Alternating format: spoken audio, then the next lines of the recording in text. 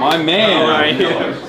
Thank you. Oh my God. Okay. Yeah, I appreciate you. How would you like You to appreciate me? What are you, crazy? You're amazing. You have to appreciate. Ladies and gentlemen, it's finally happening. We got Mahmoud Khalil in the building, in the flesh. But I just wanted to say, it is a real honor to be in your presence. I'm so happy that we get to do this face to face, not in the facility in Louisiana. You were planning to come in? Yes, I was. Not only was I planning to come, but I also was like talking to other politicians to just be like, let's do a rally. Let's do a rally outside of the detention facility. For those of you who don't know, how would you describe yourself? Hi everyone.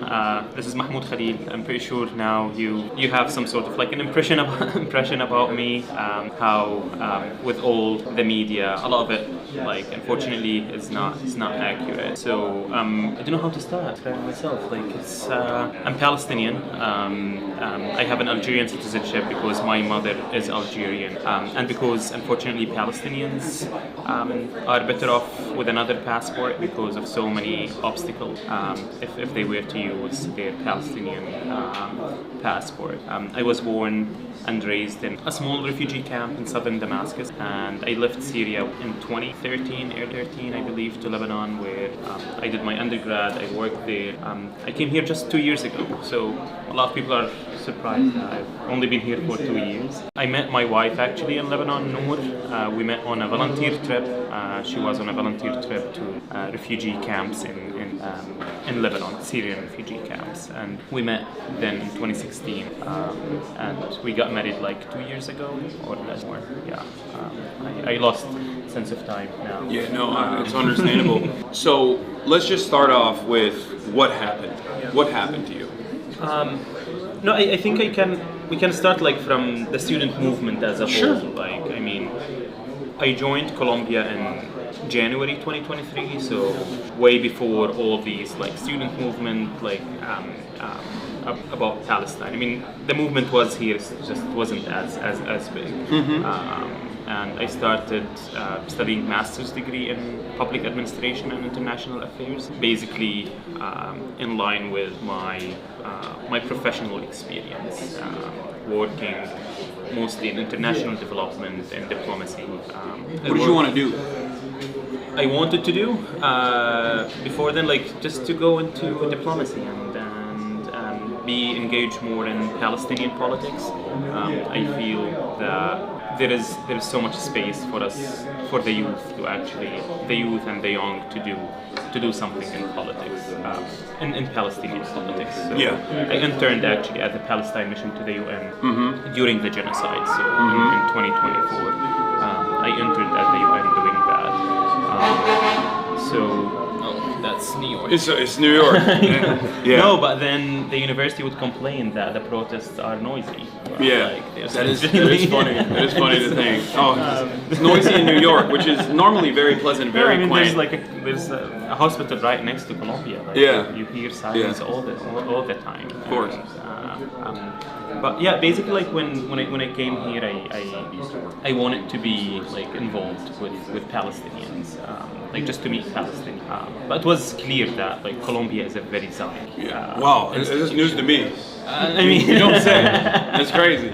No, I mean, people like sort of like turned to Colombia after October, but like since ever, like, Yeah. Colombia Yeah. is a Zionist, has been a Zionist or like For sure. institution. A lot of intractable ties to Israeli projects, whether it be having, I believe, like a sister school as well in Tel Aviv, but then also the issue of divestment, it seems like, is always considered a no-go zone for many college administrations, but especially one like Colombia, where it was reported that a bunch of alumni and even other people from New York that might not even be related with Colombia, but cared about Israel quite a bit, were in group chats talking about what to do with students who were speaking out. In Colombia, of course, as you know better than anybody else. No, it was a group of billionaires. Like, Yeah. I believe the Washington Post broke the story. Like literally a group of billionaires trying to conspire against like kids.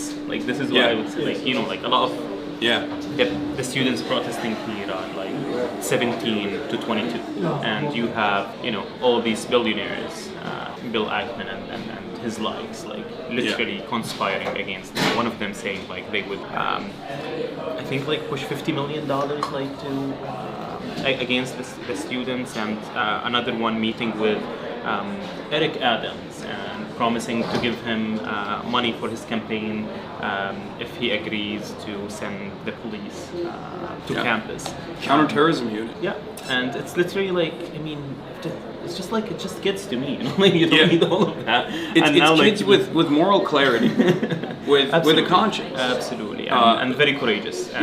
And actually, this is very good, like to mention, like now on the media they say like, oh, Mahmoud Khalil is the leader or a leader of the protest. And to be honest, like if you want to put me in that category of a leader, then at Colombia there's at least 500 who have done way more courageous things than what I've done. Way more. Like I wouldn't, and one of the reasons I was at a point chosen to negotiate on behalf of these students because I'm more pragmatic. Like I can meet you like in the middle. Like we wanted that flexibility in negotiation because like you want to have that. Thank you. Oh wow. Okay, thank you so much. And this is a main thing. Like you have now a new generation who are unapologetic, and basically they can see the truth in their eyes. Like no one needs to tell them like, oh, it's a complicated conflict. It's not what you think it is. But now like this new generation has awakened, and that basically, and this is where your question originally was like, what happened to me? Like the student movement pushed. I mean, man, what are you doing? It's too hot. This is not the right way. I have. You can wait 5 minutes. I have to. I have to. I'm sorry for that. All right. Yeah, I mean, this takes me to your question around like the courage and the extent of the student movement pushed the administration to do things as fascist as they did to me. Literally sending plainclothes agent without any identification. Going back to like 1950 something, 52, like finding that like small law. Let's start there. How did you feel? What was going on in your mind when you had masked agents? That they were not masked, just to be honest. Okay, well, did they identify themselves? No, they did not. So they were literally plainclothes. So like plainclothes, random plainclothes people coming into where you live. Because I remember seeing the video that your wife shot, and it was harrowing. But how did it feel in the moment? I was basically at that point, like I had been targeted by smear campaign doxing online for like almost two weeks. It was very coordinated. Oh, you're in there? Okay. Oh yeah, I know all about that. Wall of Fame. So basically, like I mean, it was like very coordinated.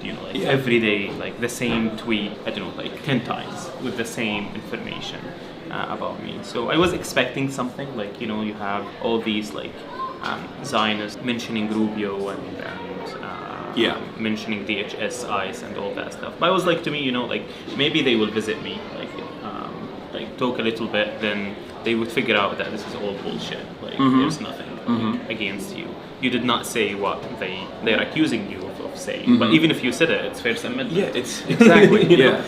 But the bigger part was like I'm a green card holder. Like I'm not a student. So when they came and they tell me like, oh, your student visa has been revoked, and they looked at me, I was like, I don't have a visa. Like what are you talking about?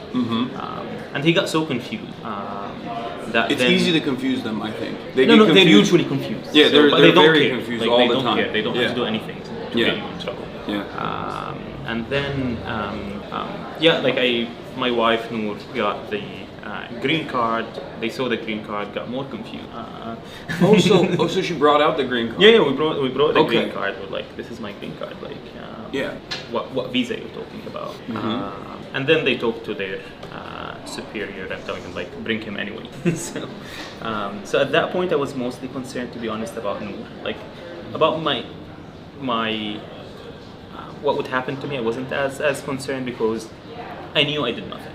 Yeah. And the fact that they mentioned the visa thing, I was like it's maybe we'll go to the office.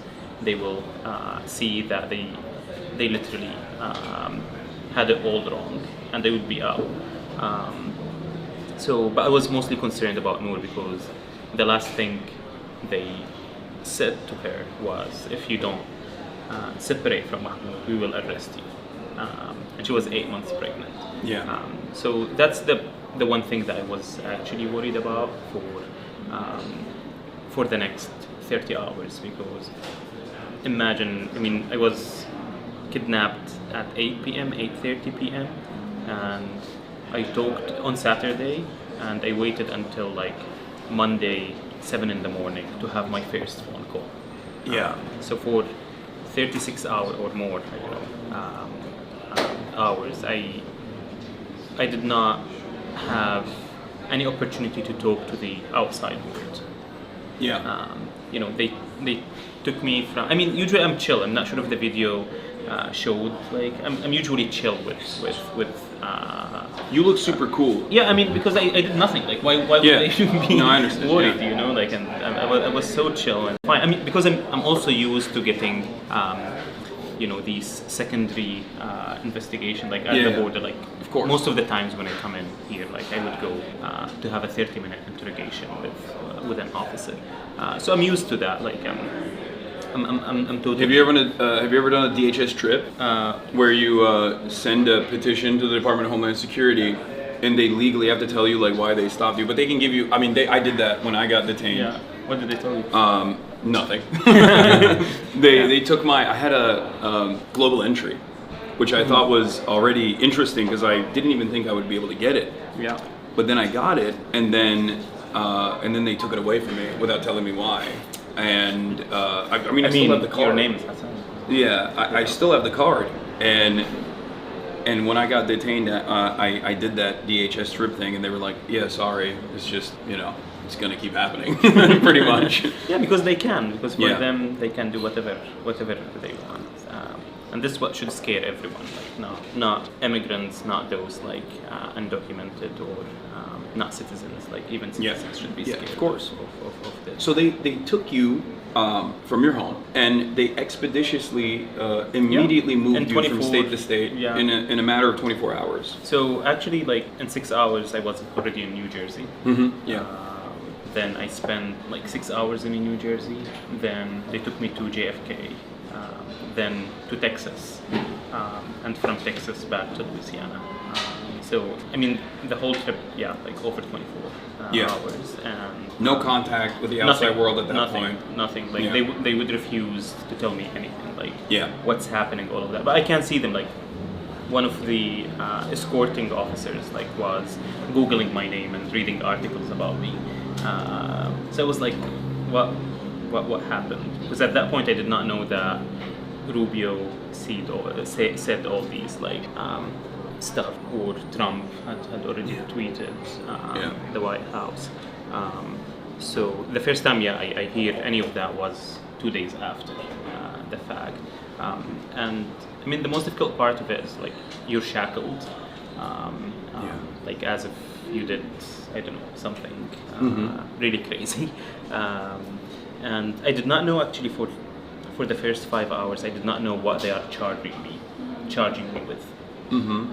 Because they refused to show me the arrest warrant. Ended up like they did not have one. Was there at any point, like in the beginning when they were apprehending you, did it feel like, I mean, are these like actually members of law enforcement, or are these just like random thugs? Yeah, I had that thought the very beginning before I got into their office at Federal Plaza here. But then that was repeated when I got to Louisiana, because they would take me from one car to another. It was I think 12 in the night, and they would take me from one car to another shackled. So I'm like maybe they are, but they are not. Like, you know. So that was like very, very scary. To be like they wouldn't tell you like where you're going. So even when you ask them, they wouldn't tell you. You're just expected like to follow them, like come with us, not to where, just come with us. Like I knew that I'm going to Louisiana when we boarded the plane. Yeah. So imagine that. It's terrifying. Yeah. Especially to happen in America. I mean, yeah. Like I have thick skin. I grew up in Syria. Yeah. I grew up under such regimes where they use, mukhabarat and intelligence. Yeah, of course. Officers, plain clothes, all of that. But for that to happen here in America, supposedly respecting rule of law. Yeah.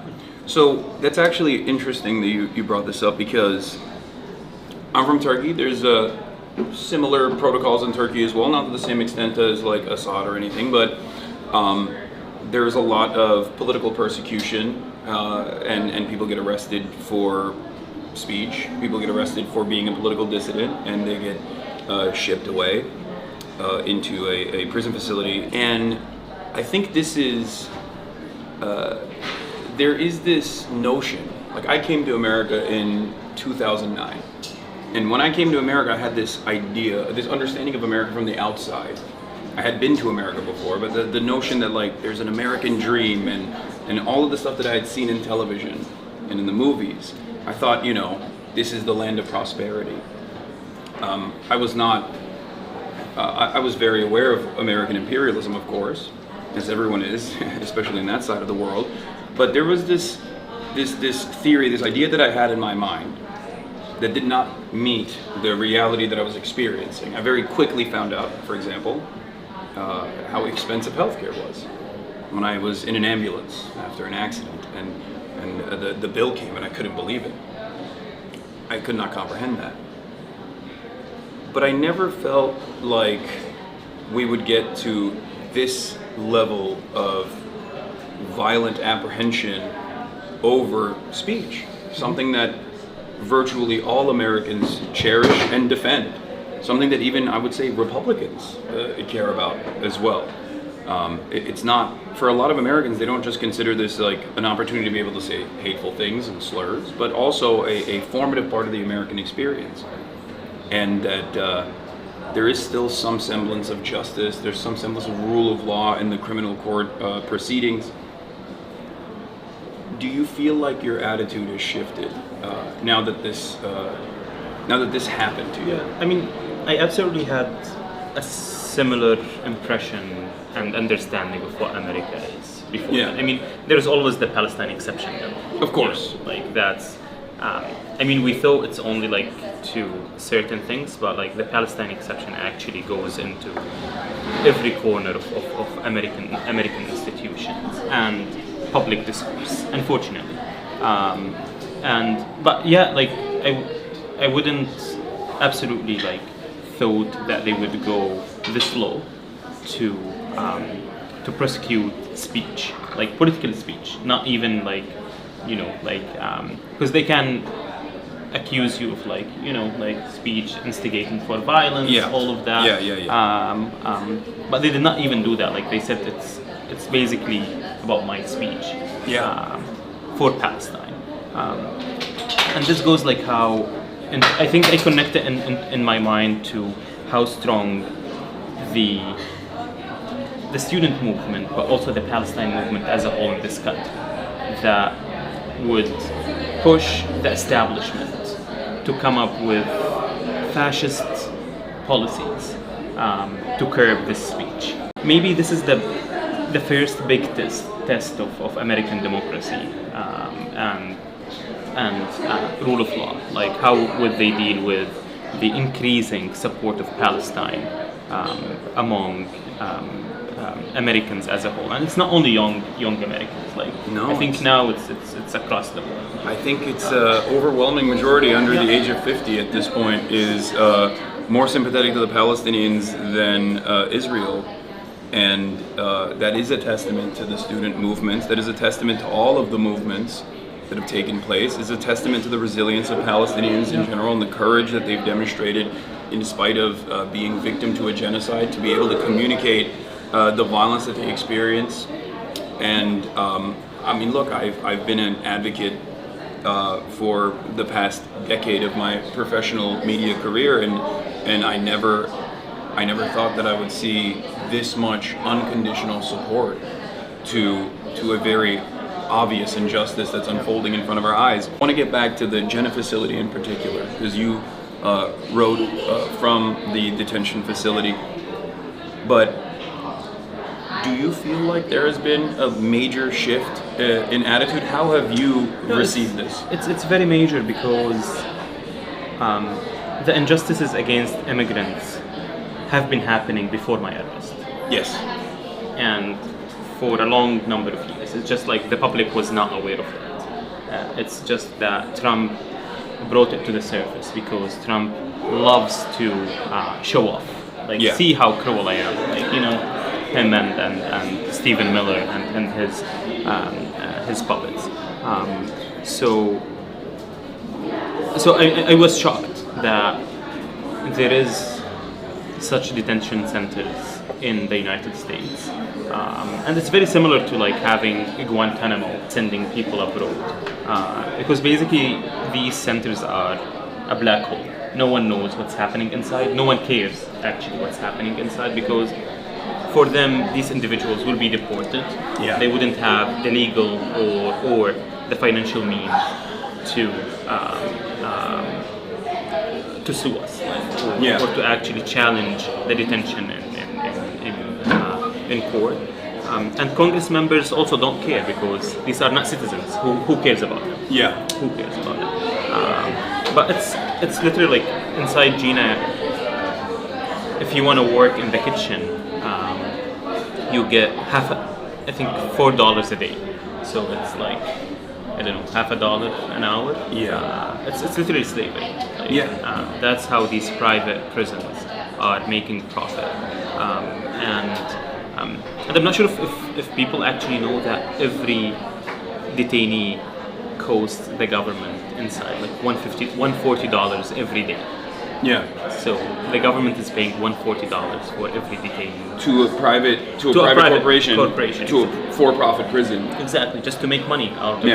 That's why you see. And they have quotas too, like for-profit prisons that get these federal contracts, these government contracts, also have a quota system as well. There's been plenty of issues where there are some judges that have even been arrested for just sending people willy-nilly to the prison system in an effort to make sure that they're like at least putting the beds to use. And this makes also why, I mean, there's two questions why they sent me to Louisiana. Yeah. You know, I mean, there are ICE detentions here in New Jersey and in New York. So there's the question why they sent me to Louisiana, because the detention is literally in the middle of nowhere. Yeah. In the middle of a swamp, like no one can reach you. I mean, when my lawyers wanted to visit, it took them like half a day just to arrive in Louisiana. But also because there are so many empty prisons there that they wanted to utilize for immigration enforcement. And which is the more important in my case, because they sent me to Louisiana because they can guarantee the outcome of that legal system. Yeah. So people think like immigration courts are an actual court of justice. It's not. It's just an office. Yeah. And it's also a part of the executive, so it's not. It doesn't operate as an independent judiciary. Absolutely not, and it works in line with that the was administration. It was clear in my hearings. Like we would present like so many evidence that what the government is presenting is totally wrong, but then the judge says no. Yeah. As simple as that. Like you feel like it's a reality show or a sitcom actually, like more accurate.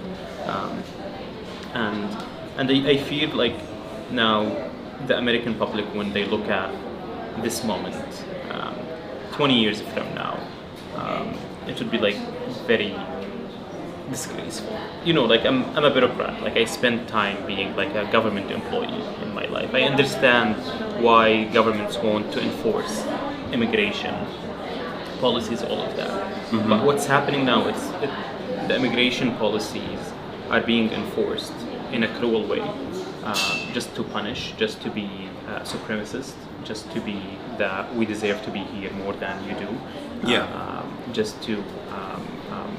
It's a way to appease the sometimes violent and racist fantasies of a select few in the base, because these are not broadly popular ideas. As a matter of fact, the attitude towards immigration has shifted dramatically back to a space where people are repulsed by the Trump administration's ICE raids wherever they happen. And the more frequently that they happen, the more people see militarized Gestapo coming in and arresting their neighbors, the more angry they get, the more resentful that they get.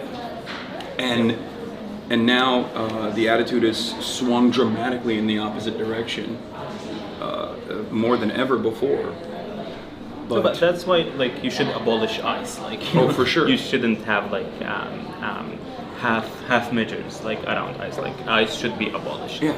Because it's a relatively new agency. A lot of people forget it's a post 9/11 invention. Exactly. The Department of Homeland Security, people think is has been around. It's about 20 years old now. 2004, I think it was created. But also now, like, ICE is acting as armed militia for Trump. Literally armed militia. That's why now they have a budget of an army. To do things without a warrant, without anything, because unfortunately, like, they did not like the American public historically did not care about immigration policies, laws, all of that. So it was always controlled by the executive. You know, everything bad is happening through the immigration process. I mean, there's a lot of things bad happening somewhere. In general, but yes, immigration enforcement is used as the primary mechanism to advance the wishes of the administration, no matter how cruel, no matter how ridiculous they may be, given the way that immigration enforcement has operated in this country in perpetuity. They have there's a severe lack of legal limitations. Like, a police officer can't do a warrantless search and seizure, but technically ICE, in the way that they operate, are in a legal gray area. Technically, they can. I mean, they literally broke into my building. Exactly. They broke into my building, and they got away with it because in ICE, like, they can just follow someone into the building. Well, cops do that too sometimes, but also they cannot show a warrant arrest warrant. Like, it's just bizarre to have, and they don't have body cams. So, like, and they are law enforcement agency. They don't even have the body cam. So they act in total impunity. And that's why they're getting away of all these outrageous like conducts and incidents that's been happening. So, talk to me more about the Jenna facility. You say, how do you say it? I think Gina. But you say it like it's a facility. You say it in like almost Arabic. You say Jenna. Gina. Gina facility. How did you spend your days there? I mean, I was spending like my time with over 70 men in the same dorm. Like, not that I have like my own room or cell. No, like the 70 people are over 70. Like, I say, like, it's at a minimum 70, more than 70 in this dorm. And I mean, you'd spend your time mostly like listening to people's stories, a more just heart-wrenching story after another. That was like a big part of my day, because time really passes very, very, very slow when you're on the inside. And if it's a weekend, it's like literally torture, because on the weekend, like, there's nothing happening, things move slowly. So there's, I mean, just talking to people, I would have some time with my lawyers to talk about my case, and basically supporting other detainees with their letters, motions. A lot of them, they don't have lawyers, they don't know what kind of rights they have. So I would have, like every day, an hour or two just talking to people about their cases, writing, drafting on their behalf, requests to ICE. Because the level of, because when you get there, no one tells you what your rights are, or if you have rights. I mean, technically you're supposed to have rights. They do, yeah. Yeah, no, they do. I mean, even but no one tells you that, and no one is enforcing that you have a right. I had a person from Georgia. He was imprisoned for like 7 months when I arrived there, and his wife was arrested, or also was in prison, detained in another facility, just 2 hours away from this facility. They were not able to see each other for 7 months, despite being only two hours away. But also, they never had a direct phone call with each other. So what would happen, he would call his sister, and she would call his sister, and then they would have the three-way sort of like phone call. But then I was like, but you have the right to request from ICE that they should facilitate a direct call. Yeah. So I helped him with that one. So he every week he would get an hour to talk to his wife. And this is one of like the very, very few incidents. But people would come to ask me with really difficult situations. Like someone came telling me, showing me like documents. He's like, he has just arrived to the facility. So he showed me the documents, and he told me like, I haven't talked to my lawyer. What are these documents? So I read them. He signed on his deportation. I told him like, this is your deportation. Yeah, that's a like, very common. No one told me about that. Very common tactic is you're getting them to sign a piece of paper without telling them it's a self-deportation order.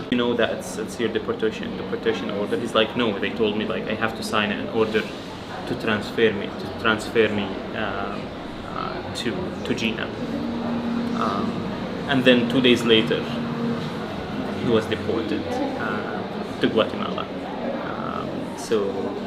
And he has a U.S.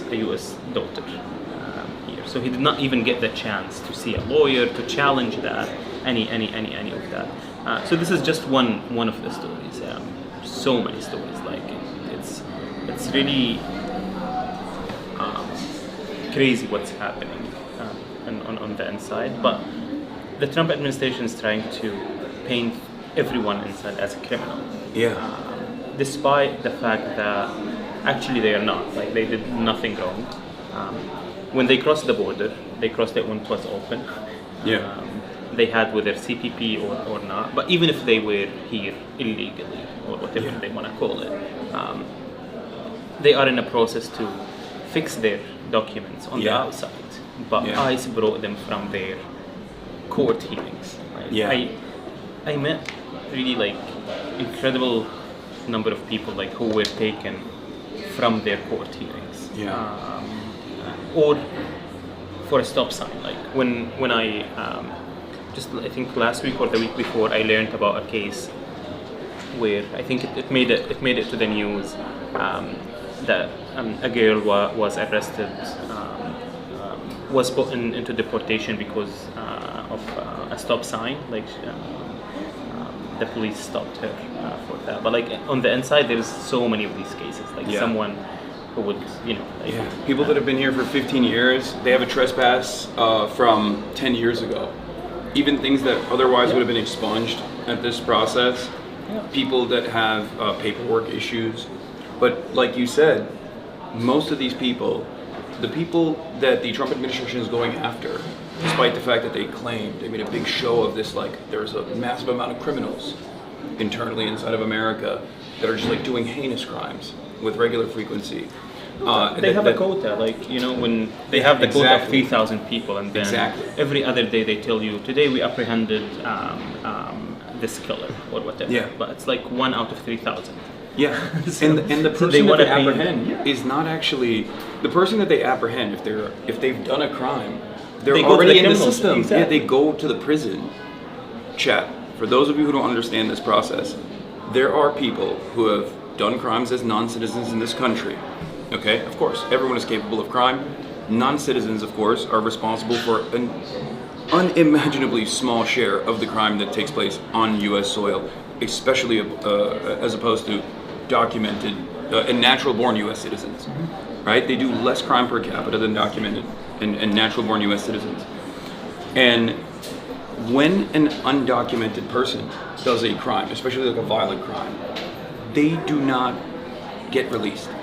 They go through the system, they get properly prosecuted, charged, convicted, and then they're in the prison system.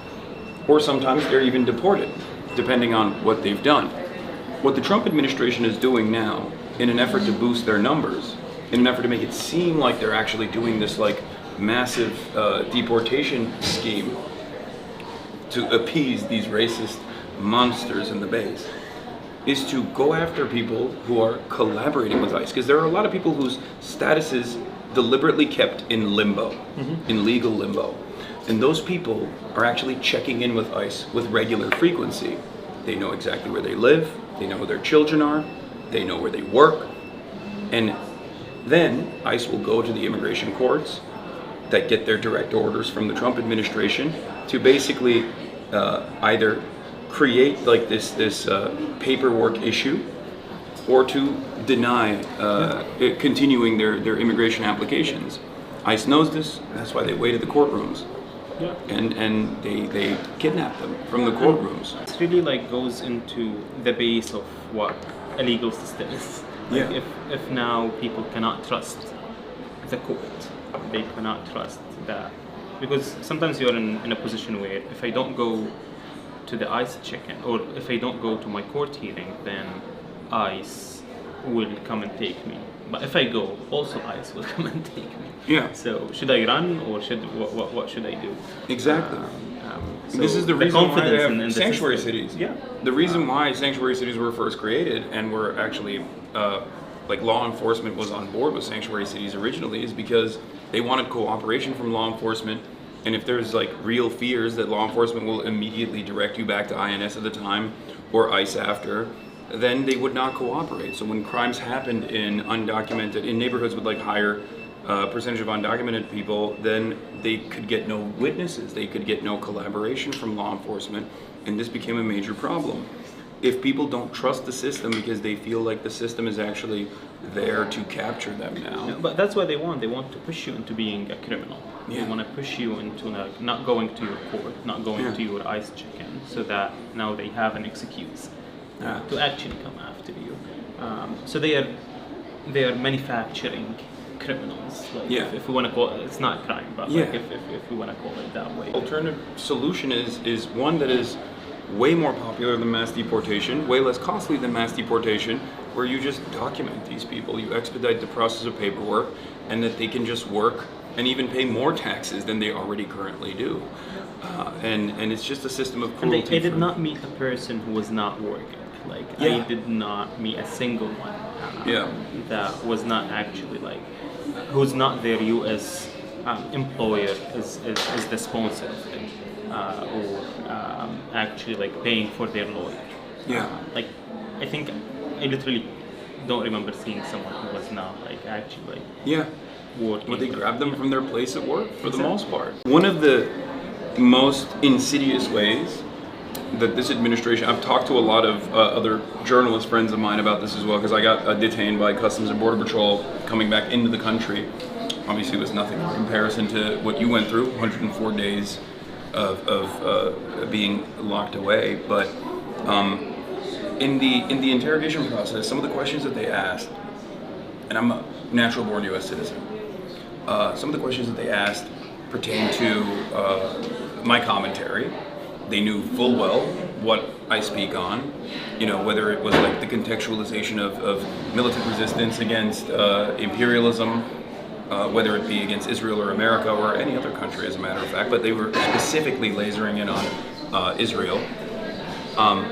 But the really scary thing that I noticed was when they ask you questions that are actually actionable. And I think that there's always been an attempt by every single administration, Republican and Democrat alike, to muddy the waters between material support. I believe there was a case where lawyers were considered to be offering material support a couple years ago, and now they're trying to push it past the limit where speech could constitute material support. It contradicts the First Amendment protections that every citizen and non-citizen alike is supposed to have by this administration. I mean, it's all just like to suppress speech. Like they're trying to conflate between all of this, so it's easier for them to come after you just for the speech and the thoughts that you believe in. It's literally like they are policing our thoughts, policing our speech.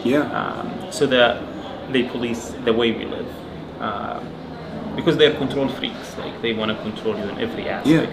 And in the Palestine context, they don't want any criticism to Israel and its crimes, and like America's complicity in these, of course, in these crimes, and they're doing it in a way where they're clearly overstepping previous boundaries. It's unpopular, it's broadly unpopular, and the very reason why they're doing it is because discourse has shifted. This is what I was trying to ask you about. Like, do you feel like on the Palestinian plight, thought that it would get to a point where regular people on the street, especially over a certain age, white people, people named Deborah and Barbara, being like, "Oh yeah, free Palestine"? I always believed in that because I know that it's a righteous cause. Like it's not like a gray area. It's not complicated. You're a more optimistic person than me. No, I was always. That's why they were trying to push all that money into their propaganda. Of course. That's why it was easier for them to send me to Louisiana than actually discuss what I'm talking about. Than actually talking about what an intifada is. Talking about like divestment from Israeli companies and institutions, what apartheid is. So it was for them easier to cancel me than actually engage in the speech, and that's what's happening right now. But I always had that belief. Like I spent a few years of my life focusing on non-Palestinian literature, non-Palestinian history. Like I read, like books from very Zionist authors. I read books from Morris. No, I mean there's Ari Shafet. Okay. So just like to learn about their perspective, how they see it, and I thought that would change. Like maybe they have something right, Like I was like, let me explore that. What was your conclusion? No, my conclusion is like no. That made me like more firm in my stand that actually it is like clear that what Israel is doing is colonization, supremacy, and I'm not going into apartheid because apartheid and it's all like part of the the base, which is like you're talking about the root cause, exactly. the ideology of Zionism, exactly, which is a ethno-religious supremacist ideology that requires the extermination of the population that is not in the in-group. I mean I went into like talking with like into these threads talking to Zionists around like what Zionism is, because for them you hear that like Zionism is self-determination of the Jewish people, which is okay, great. Like I support self-determination to any people around the world. Then it goes into in their historical land, homeland, in Palestine. But then here you think, okay, but this is happening at the expense of the native or the indigenous population in Palestine, because the fact that God somehow promised you a land like doesn't make you actually like deserving like the land, because I don't know, because you can argue, I don't know, like Jesus was Jewish, so you can argue that Christians can claim Palestine. Don't give them ideas, bro. No, I mean they already have them. I mean that goes into the core of Mike Huckabee just heard exactly. you. But this is the reality, and it goes beyond that. Like like I don't know, they were in the land like 3,000 years ago. I mean, once I had a conversation with. It's also people that some of the people that didn't leave, then exactly. converted, like, reverted. It's just like maybe my great grandparents were Jewish, and they decided to convert to Islam. Like that's because they did not want to flee. Like that. It's as simple as that. Like it goes exactly to that level. But I mean, ridiculousness doesn't stop here. Like once I was talking to a very Zionist student at Colombia, who told me why do you say that you are a Palestinian refugee, but you were born in Syria and your parents were born in Syria? That doesn't make you Syrian. No. And I looked at her in the eye. I was like, wasn't this the same argument that you used to come back to Palestine after 3,000 years? I mean, it's it's as simple as that. Like it doesn't need to go. Well, I think your argument is a little bit more valid than that one. Exactly. Like it's only 70 years ago. Like 3,000. Like if you we can don't know that you're a convert or there's so many 3,000 years. Do you know what happened in 100 years? Yeah. Like to think about 3,000 years. Yeah, exactly. And this is in no way I'm denying a Jewish claim to Palestine. Like there is a Jewish claim, there's a Muslim claim, there's a Christian claim in the land. There's all sorts of claims in the land. It's just you you have now we live there. We did not came parachuting from the sky, and we ended up in Palestine. And the fact that some people lived in the land 3,000 years ago for 200 years doesn't make them more worthy and more deserving of the land. Okay, I'm denying all the claims. It's Ottoman land. Okay, let's get back to the root cause of the issue. Then we are Islamophobes because Palestinians fought the Ottomans. I didn't want to bring up your L's. Okay, you're bringing this up, but I mean it's just a matter of saying fact, a lot of people live there. Jews live there, Christians live there, no conflict for a very long time. And then the British come in. The main difference is Ottomans did not come to ethnically cleanse. No, of course, they did not in no way try to alter the population there. The Ottomans were caring about just give me my taxes. Do whatever you want exactly with this land. But still, I'm saying that Palestinians also fought the Ottomans. They fought the British. And now they're fighting the Israelis.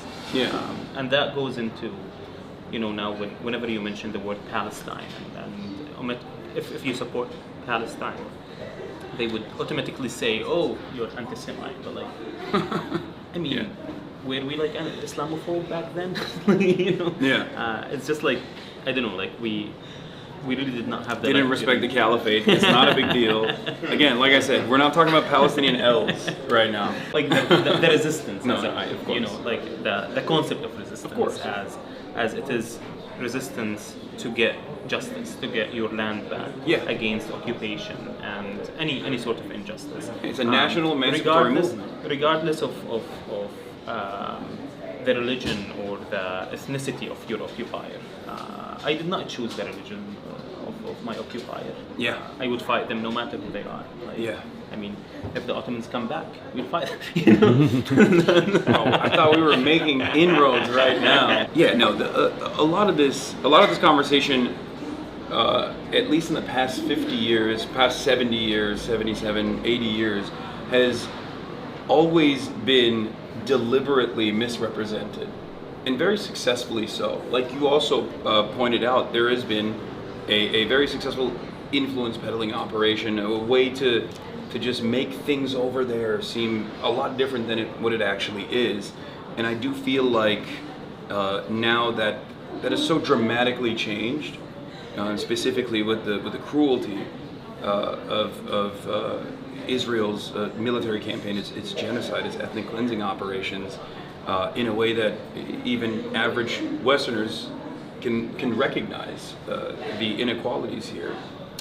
And I do think that people that go out and protest and student movements that continue putting on a strong show and demonstrating their courage have been able to force this perspective, specifically the humanity of Palestinians, into the forefront of the conversation for the first time. As it should be. Yeah, as it should be, but for the first time ever, I think, in this entire 80-year history. And this is what making Israel more and more vicious. Yeah.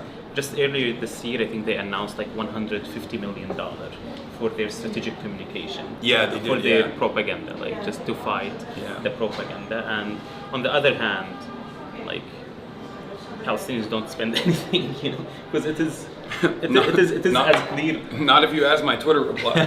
and this is why, once again, like why we should continue actually speaking up and should continue to be unapologetic about that.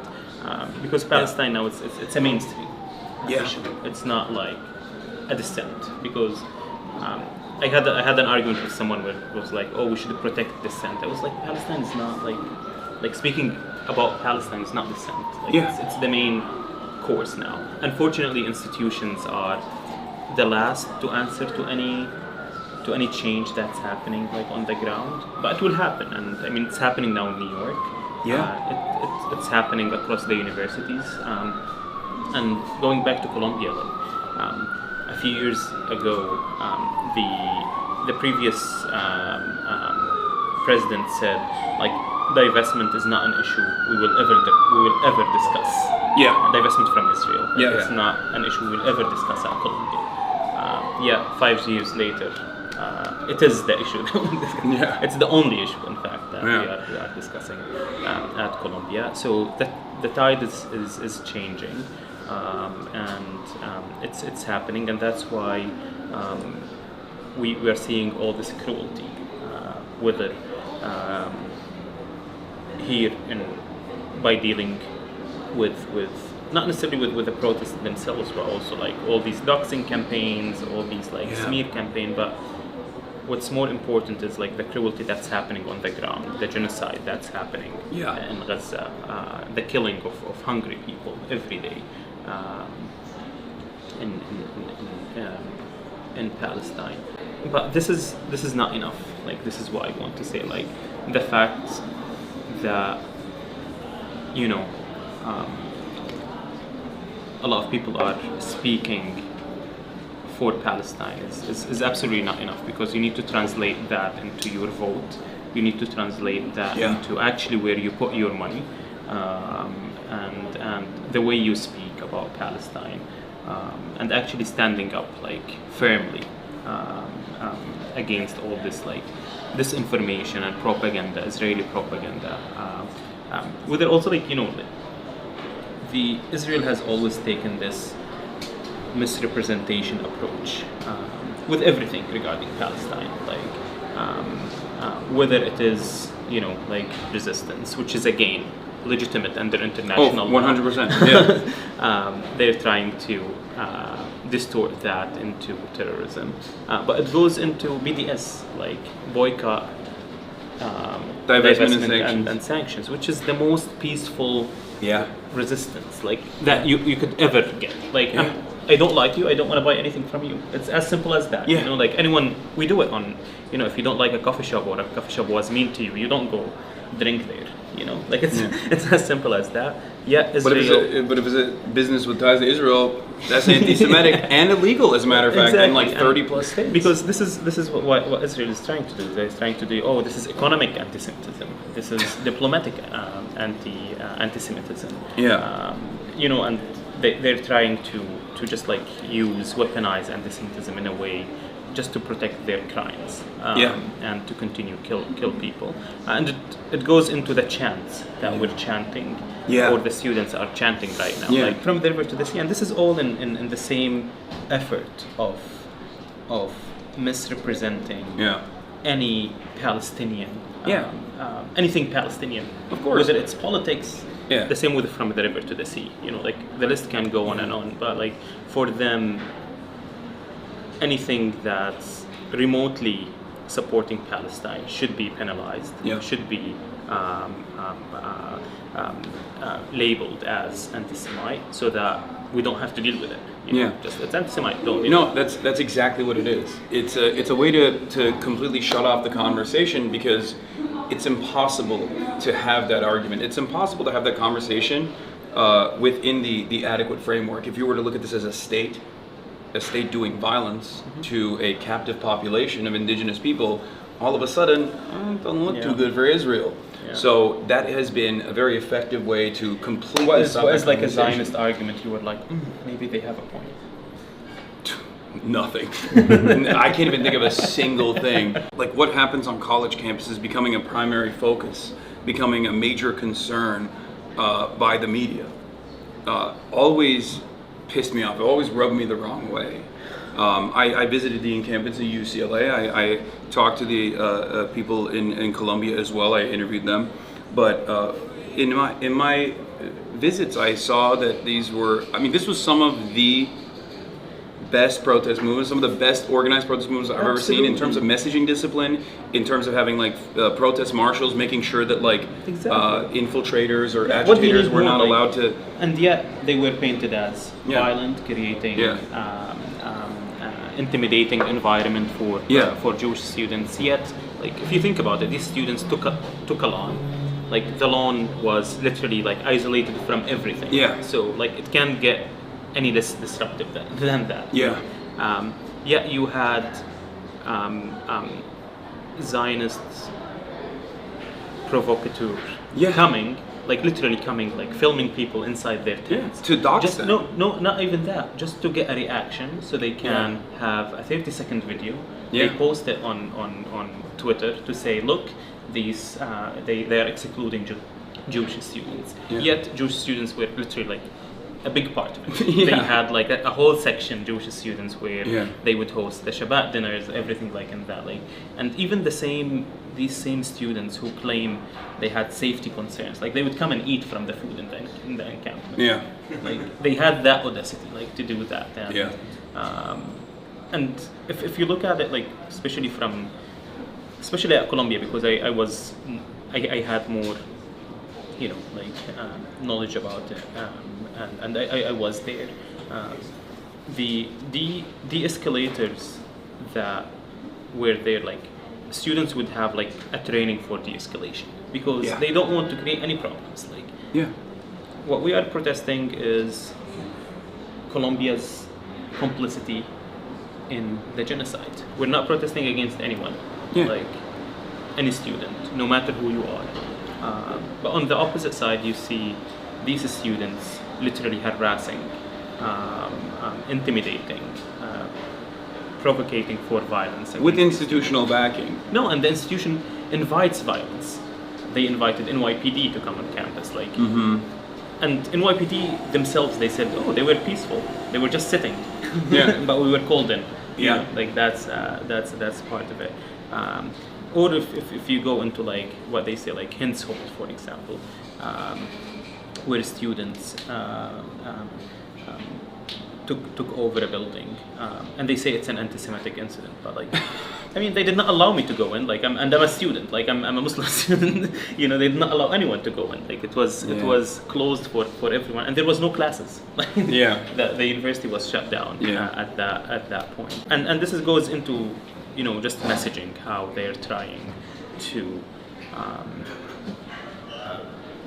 just change messaging in an abhorrent way, very abhorrent way. And at the end of the day, they get the protection. In a very cynical way, and in a way that that actually breeds unnecessary enmity when you falsely conflate Judaism with Zionism. To me, JVP and Jews for Ceasefire groups, Jewish groups supporting human rights, are the ones actually combating anti-Semitism the most, because they are the ones going out and saying, what Israel is doing in our name is not right. It's not in our name. They're doing it just for their own genocidal purposes, for their own colonial purposes, and I always say, like, when you have a rise in anti-Semitism, you have a rise in Islamophobia too. Of course. Because it's the same factors. Yeah. It's the same supremacists and the same racist people who just hate everyone. There's another thing that's happening recently, and I don't know if you care to discuss this, if you want to talk about it, but you are suing the government for your detention. Is there anything you want to say about that? I mean, I would just say, like, as I should, you know, the government really took away from me things that are, I don't think I can get them back, whether it is the birth of my son, whether it is my reputation that they tried to tarnish, whether all the lies and defamatory, like, statements against me. And this is just like one step, like literally the first step of accountability that I would be seeking. They took away your freedom. Everyone who contributed to this injustice against me. So it's $20 million or an official apology from the administration. Okay. And this, of course, the official apology would include ultimately, like, the just the end of the policy, like the anti-Palestine policy that this government has been pursuing. So this is basically, and yeah, I need them to pay, because Trump made it very clear that he only cares about money. Like, he made it very, very clear. He's like, I only care about money. And this is like to talk to him in a language that he understands. Although I know, like, this money wouldn't come out of his pocket. Unfortunately, it's coming from our pockets, like from taxpayer money. Better that than another Patriot missile. Or the billions of dollars that. But I don't think it's just about money. I think what you're saying is like, or at least my analysis of this is that if there isn't some kind of repercussion against this by someone who now has this platform, who has this attention on them for a severe injustice that was done, then the administration feels powerful enough to get away with emboldened, it. With that. No, I think it's like, perfectly valid. To pay back, like, or just like for them to feel that, like, you know, the heat, because I'm hoping that this wouldn't be the first case. Like, I'm hoping that other people around the country would bring up, like, cases against the injustices that this administration is inflicting. And this money that if I get it, like, will be used to actually support the communities and the individuals who have been targeted by the administration and by Columbia University, because there is something that's not being said enough. There's over 100 students at Columbia who are suspended or expelled just for opposing a genocide. And this is unfortunately not making it, like, to the media. Like, Columbia University is literally penalizing and criminalizing students for their freedom of speech. For following through on something that they're teaching in the classrooms, which is that genocide is unconscionable and wrong and immoral. Except when Israel is doing it. Yeah, well, even then, like, there are plenty of studies that also, plenty of professors, at least the ones that remain, that have talked about this stuff in their lectures as well, which, ironically enough, we can talk about that as well. The Trump administration has now created an academic receivership. This came control fields. Yeah, this came after concessions that Columbia had already given. Part of which was, of course, undermining the security and safety of the students that were paying tuition. No, but what more they want? Like, they literally expelled students. They sprayed students. They expelled professors. They brought the police not one time, not two times, 4 times in a span of like a year and a half. No, I think it's a year, not even a year and a half. In a span of a year, like 4 times. You only brought the police or called in the police once in the 60s. Yeah, and that was like commemorated. And so literally, and Colombia pushed like a very Zionist narrative, like a very pro-Israel narrative, Yeah. To the students, and defying like student safety. Yet that was not enough to the administration, because the administration does not care about like student safety. Yeah. They don't, because if they care about student safety, they would have banned like guns and like especially from campuses, or like they don't care about like anti-Semitism. Or would have kicked out a professor that recently was suspended or left Columbia University. I will not be naming them. Very shy individual. A menace. I've heard from so many students at Columbia, like first-hand testimony. Yeah, but Colombia emboldened such figures. I mean, they made them figures. Yeah. Let's say that, because like, Sex and Colombia appeal. knows it. Like in private, like when I had these meetings with the administration, and they would raise like I would show them, like, see, the students are threatening like the protesters, these like provocateurs. They are like doxing the students online, and they say, yeah, we know, but we can't say anything online. Their line their line publicly was that there is threat to Jewish safety. Yeah. But the Jewish students who were actually under threat were the pro-Palestine Jewish students, who one of them got expelled for being an anti-Semite from Colombia. Yeah, and Grant Minor too. Exactly. Yeah. But this and the same Columbia University that in the 30s sent a delegation to Nazi Germany, and when students protested this delegation, they expelled the student. Yeah. So imagine now, like, this university. At least they're consistent.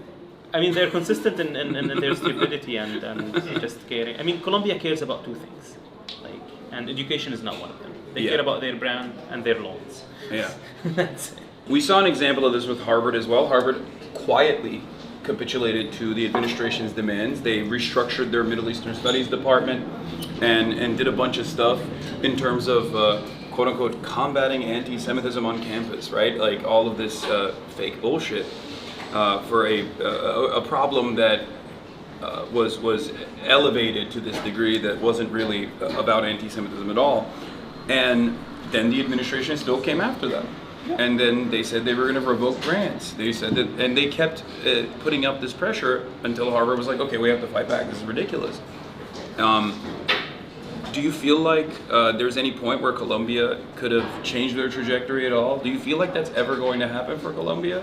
Because I feel like their institution's reputation is forever tarnished. I mean, there's always the opportunity to listen to the students, to actually go public, apologize for all the just the cowardness that happened over the last 2 years, to reinstate the students who were expelled, to actually divest the investments from companies complicit in human rights violations, as anyone should do. Like, why an education institution is investing in weapon manufacturers? Like, you care about education. So there's this chance that Colombia should do. Was I surprised that they capitulated to the administration? I wasn't, because again, like, Colombia doesn't care about safety. They care about the money that they have, the brand, maintaining their non-profit status, having all these billions continue pouring into the institution. But even they created this condition to themselves, because from the very beginning they capitulated to the narrative that there is that the protests are creating a hostile environment. That's why you have different presidents coming to Colombia, and then they'd be like, we're doing everything, like Shipman, like she's now like they called her an anti-Semite, like, you know, like, and she's doing everything they wanted, like they literally. The same with Shafiq, she did everything they wanted, but it was not enough for them. And this is why, like, when you look at the facts, like, show us the facts of like, the presidents would come and like, okay, like, let's see what's happening. Like, let's combat anti-Semitism because of the protests. Because anti-Semitism is happening, not because of the protests. Yeah. Of course. Yeah. Like then they don't see anything. Like when Trump supporters marched in Charlottesville. One of them was a Colombia student, and he wasn't even like hiding his identity. The Tiki Torch guys in Charlottesville. And Colombia allowed that person to do remote student work to graduate. That wasn't an issue at all. What happened to me shows that like Palestinians are automatically dehumanized. Like we should show our humanity. We should show that we are normal people. Yeah. That we should only focus on the death of children and women because like for some reason Palestinian men are violent. Like we shouldn't talk about them. Yeah. And we should ask ourselves like what got us here? Like to have Trump use the word Palestinian as a slur. Or Chuck Schumer. I'm not sure if that's an insult to Palestinians. Yeah.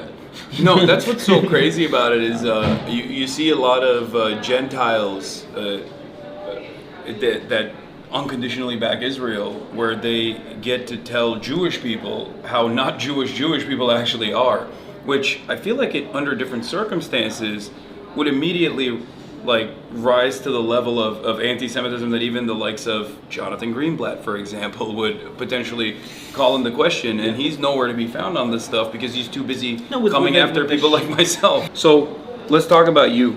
What do you like to do? Other than this. Normally? Yeah, what do you do normally in your day-to-day? Absolutely not. I don't like protesting. So people think that we love protesting. Like we protest because it's fun. It's not. I would rather go spend time with my wife and just like literally chilling than actually protesting. Like that's a main thing that like people should understand. Whether about me and about the vast majority of protesters, no one enjoys protesting. Like under the rain or just like like chanting. Like why would I? Yeah. If it's not necessary, but I do it because it's necessary. Yeah. Because what's happening like requires me to do so. So absolutely not protesting. Yeah. How was that moment of like finally seeing your child for the first time after this detention? So it's. I mean, now I spend most of my time with my son and with Dean and Noor. I mean, it felt to me it's just like I don't think that you can describe like. I mean, before like every parent would tell me like, oh, tomorrow when you see like your son, like you can't describe it like before and after. I mean, I spend most of my time just like literally like playing with him. He's still 2 months and 10 days, but I don't. To me, there's that feeling of, like Palestinian fathers go through this every day,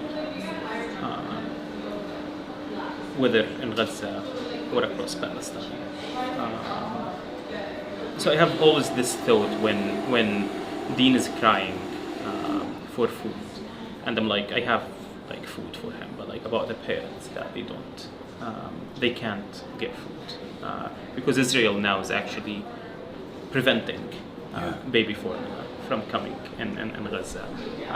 How cruel that could be. So I have always this thought in my head, and just like being worried about separation again from them. That's why I'm spending like 24 hours with them.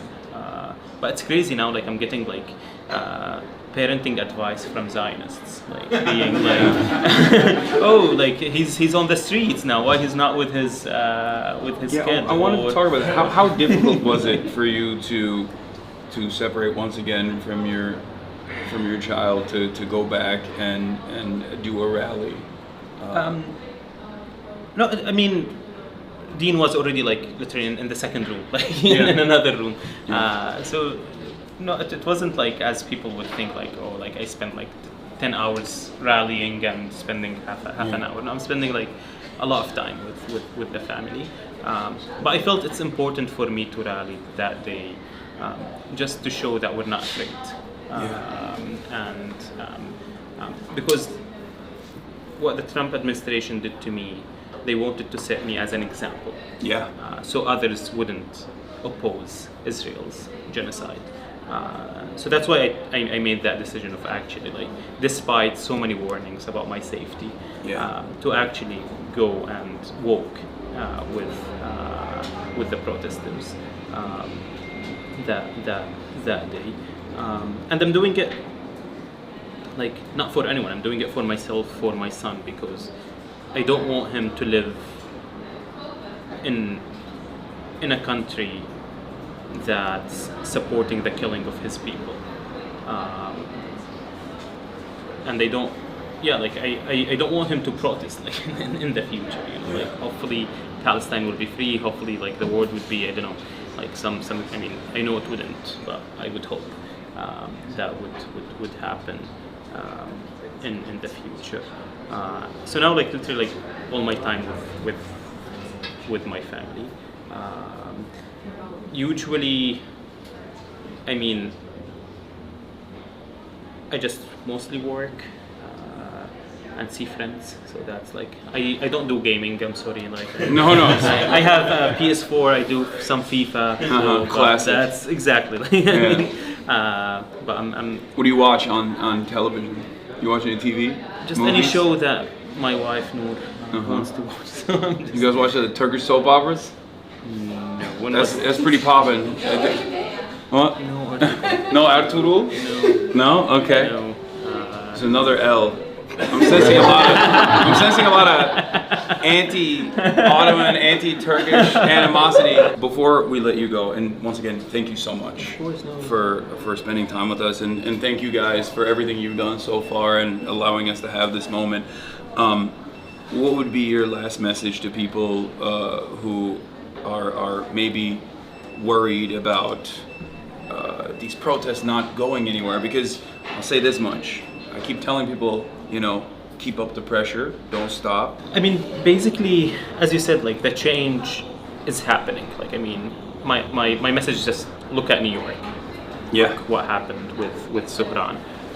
The change is happening. Unfortunately, usually movements, like, the result or the impact of movements usually is slow. You don't see it like in a day or two. Like, it takes time, so it needs patience. But the tide is changing. It's already changing, and just don't fear what this administration. I mean, not what the establishment, because it's not about Trump. It's about the whole establishment in this country, and they want us to feel like that our jobs are in jeopardy, our future is threatened, because actually, like, we are changing the world, and we need to continue, like, mounting the pressure. Like, we should continue to do that, and because at some point this regime of oppression and suppression will collapse. But you need this persistent pressure on it. So this is, I mean, the main message I have. I hope my stories is like some sort of gives hope to people, like, not to fear authority, because the moral cost of silence is much higher. Like, I can't imagine myself being silent while my people are being genocided. Not only my people, any people are genocided. I did the same in Syria. Like, it's not that, like, because it's Palestine. No, I did the same, like, in Syria. And like, it's happening. We will win. I'm certain of that. Inshallah. Inshallah. Of course. All right. Well, thank you, Mahmoud Khalil.